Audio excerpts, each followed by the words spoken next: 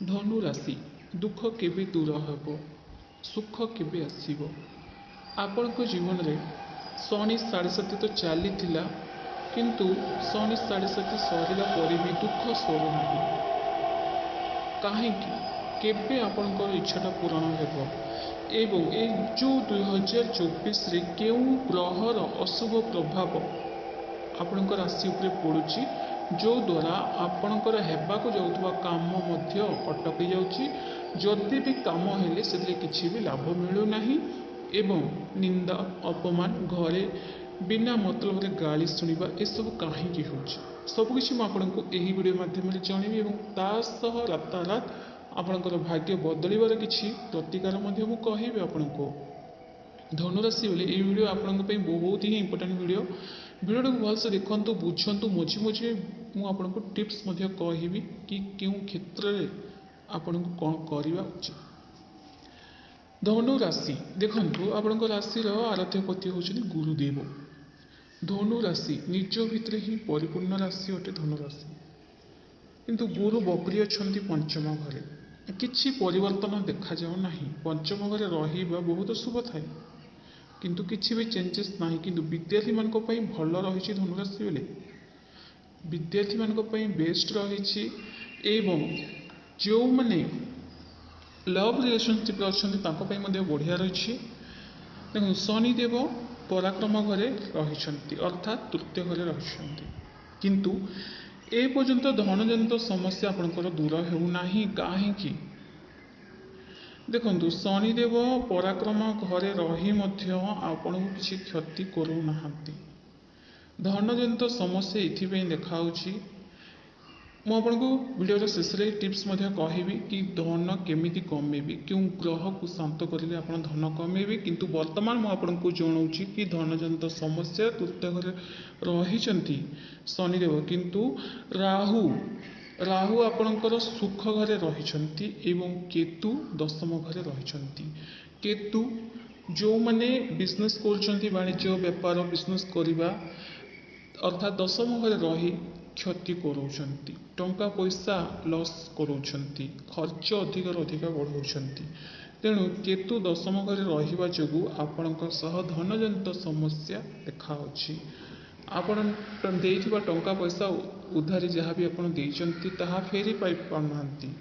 एवं राहु आपणकर सुखर घरे विराजमान अछंती देखो राहु केतु किछि शुभ ग्रह नथांती जो घरे रही से घरे अशुभ फल प्रदान कर ही थांती राहु सुख घरे रहिबा जोगु आपण को कौन आड़ सुख मिलू ही नहीं घर भितर घर बाहर सांगसाथी जोड़ी भी रोतु अशांति ही लगी रही कारण राहु सुख घरे विराजमान होगा आपण किंतु चिंता करतुनि मुझे किसी टिप्स आपको कहबी जोटा कि सबू ग्रह मान नेगेटिव प्रभाव को खंडन कर आपण जहाँ चाहूँ ताहा पाइबे शनिदेव तृतीय घरे रही आपण को शुभ फल ही प्रदान कर फ्रेंड्स शनिदेव ये कौन प्रकार नेगेटिव प्रभाव पकौ ना कारण तृतीय घरे रही आपणकर पराक्रम घरे रहिबा आपण को हठात आपण भाग्य मध्य बदल दे पारती जदि आपण एपर्यंत गोटे भल कर्म करछंती एवं कारण शनिदेव न्यायर देवता एवं जो मैंने भल कर्म करी से अनुसार ही फल दे तो आपण को टिके धैर्य धरवा आवश्यक कौन भी काम जहाँ भी करुँच हड़बड़ातुनि पूरा पेशेंस रखा आवश्यक आपण को घरे जदि कली झगड़ा होची सही जगह नीरव ही रहा उचित एवं राहु केतु जो पर्यटन रही आपणकर सुख घरे एवं दशम घरे केतु रही तो कौट ना कौटी आपको खर्च बढ़ाऊँ तेणु जहाँ भी खर्च कर भाई चिंती करवा उचित एवं आउ गोटे कथा यू जो ही आपण जीवन में होगाक जाऊा कम अटकी जाऊँगी बाधा उत्पन्न हो तो कौन करेंगे देखु निज उपर विश्वास अधिक करूँ पर उपर नुहे धनुराशि बोले जी भी आपण मिसी था सहित जदि 2 दिन 3 दिन जब मिसी जाती सहित पूरा एकदम सब कथा क्लीयरली कहीदे निज पर्सनाल कथा हो घर कथा हो सेटा समस्त को कही जी मन जीतीदेला कही ही दे आप सत्य अटे तो ଏସବୁ ବି ମଧ୍ୟ ଆପଣଙ୍କୁ କେଉଁଠି ନା କେଉଁଠି ବିପଦରେ ମଧ୍ୟ ପକାଇଥାଏ। ତେଣୁ ନିଜ ଉପରେ ଅଧିକ ବିଶ୍ୱାସ କରନ୍ତୁ ଏବଂ ଟିକେ ଆଧ୍ୟାତ୍ମିକ ପ୍ରତି ଧ୍ୟାନ ଦିଅନ୍ତୁ, ପୂଜା ପାଠ ଉପରେ ଧ୍ୟାନ ଦିଅନ୍ତୁ ଏବଂ ଆପଣ ଶନିବାର ହେଲେ କିଛି ଅସହାୟ ଲୋକଙ୍କୁ ସାହାଯ୍ୟ କରନ୍ତୁ। ଟଙ୍କା ପଇସା ଚାଉଳ ଯେତିକି ଆପଣଙ୍କ ଦ୍ୱାରା ହେଇପାରୁଛି ଦାନ କରିବା, ସାହାଯ୍ୟ କରିବା ଭଲ। କାରଣ ତୃତୀୟ ଘରେ ଶନିଦେବ ରହିଛନ୍ତି। ଆପଣଙ୍କୁ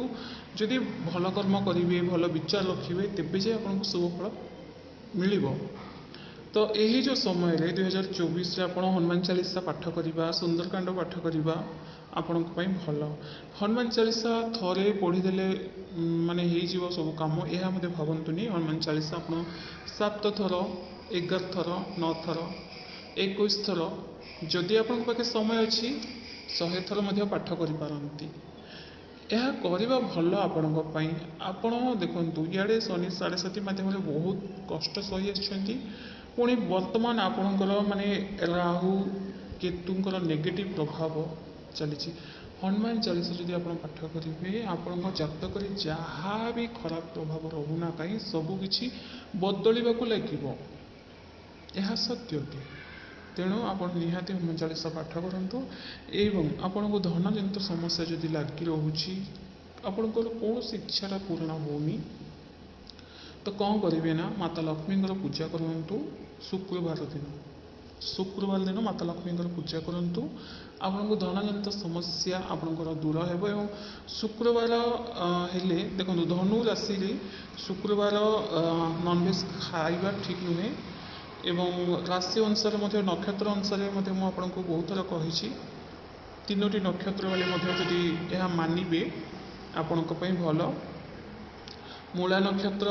ପୂର୍ବଷାଢ଼ା, ଉତ୍ତରାଷାଢ଼ା ଯଦି ନକ୍ଷତ୍ର ବାଲେ ଏହାକୁ ମାନିବେ, ଶୁକ୍ରବାର ଦିନ ଗୋଟେ ନିୟମ ମାନିକି ଚଳିବେ କି ନନଭେଜ୍ ଖାଇବେନି ଏବଂ ପୂଜା ପାଠ କରିବି, ମାତା ଲକ୍ଷ୍ମୀଙ୍କର ପୂଜା କରିବି, ତ ନିଶ୍ଚିତ ଭାବେ ଆପଣଙ୍କର ଧନଜନିତ ସମସ୍ୟାଟା ନିହାତି ଦୂର ହେବ। ଏବଂ ଚାକିରି ଯଦି ମିଳୁନାହିଁ, ଚାକିରି ମଧ୍ୟ ମିଳିବାକୁ ଲାଗିବ। ଏବଂ ଏଇ ଯେଉଁ ଶୁକ୍ରବାର ମଧ୍ୟ ନିଜ ଘର ଦ୍ୱାର ସଫା ରଖନ୍ତୁ, ନିଜେ ମଧ୍ୟ ସଫାସୁତୁରା ରୁହନ୍ତୁ। କାହିଁକି ନା ଶୁକ୍ର ଗ୍ରହଙ୍କୁ ମଧ୍ୟ ମଜବୁତ କରିବା ଆବଶ୍ୟକ। ଏଥିପାଇଁ କହିଲି କି ଧନୁରାଶି ବୋଲି ସମସ୍ତଙ୍କ ସହିତ ମିଶିତ ଥାନ୍ତି, କିନ୍ତୁ ସେ ରିସ୍ତାଟା କିଛି ମାସ ଗଲା ପରେ ଧୋକା ତାଙ୍କଠାରୁ ହିଁ ପାଇଥାନ୍ତି। ବହୁତ କମ୍ ଲୋକ ମିଶିବାକୁ ଚେଷ୍ଟା କରିଥାନ୍ତି ଆପଣଙ୍କ ସହ, ମିଶି ମଧ୍ୟ ଥାନ୍ତି, ହେଲେ ବି ସେ ଯେଉଁ ଫ୍ରେଣ୍ଡସିପ୍ ହେଉ, ଲଭ୍ ହେଉ, ଦାମ୍ପତ୍ୟ ଜୀବନ ହେଉ, ଯେଉଁଠି ବି ଲମ୍ବା ସମୟ ଯାଏଁ ଚାଲିବା ପାଇଁ କେଉଁଠି ନା କେଉଁଠି ମନରେ ଇଏ ଲାଗେ କି କାହିଁକି ବେକାର ଲାଗେ। ଯେଉଁ ରିସ୍ତାରେ ରହିଲେ ଗୋଟେ ମନରେ ଯେଉଁ ଅଶାନ୍ତି ଲାଗୁଛି, ସେସବୁ ସମସ୍ୟାଟା ଦୂର ହେବ। କାରଣ ଶୁକ୍ର ଗ୍ରହ ହିଁ ଅଟନ୍ତି ଯେଉଁ ରିସ୍ତାରେ ଯେଉଁ ରିସ୍ତା ବି ଥାଉ ନା କାହିଁ ସେ ରିସ୍ତାର କାରକ, ଅର୍ଥାତ୍ ସେ ଯେଉଁ ସ୍ନେହ, ସେ ଯେଉଁ ପ୍ରେମ, ସେଥିର କାରକ ହେଉଛନ୍ତି ଶୁକ୍ର ଗ୍ରହ। ତେଣୁ ଆପଣ ଶୁକ୍ରବାରଟା ଗୋଟେ ନିୟମ ମାନିକି ଚଳିଲେ ଧୀରେ ଧୀରେ ଆପଣ ନିଜେ ଚେଞ୍ଜେସ୍ ଦେଖିବାକୁ ପାଇବେ କି ଆପଣଙ୍କ ରିସ୍ତାଟା ସମସ୍ତଙ୍କ ସହିତ ଭଲ ରହୁଛି, ଘର ପରିବାର ଲୋକଙ୍କ ସହ ମଧ୍ୟ ବଢ଼ିଆ ରହୁଛି। ଭିଡ଼ିଓ ଯଦି ଆପଣଙ୍କୁ ପସନ୍ଦ ଆସିଥାଏ ତାହେଲେ କମେଣ୍ଟସରେ ଜୟ ଜଗନ୍ନାଥ ନିହାତି ଲେଖନ୍ତୁ। ଫ୍ରେଣ୍ଡସ୍, ଧନ୍ୟବାଦ।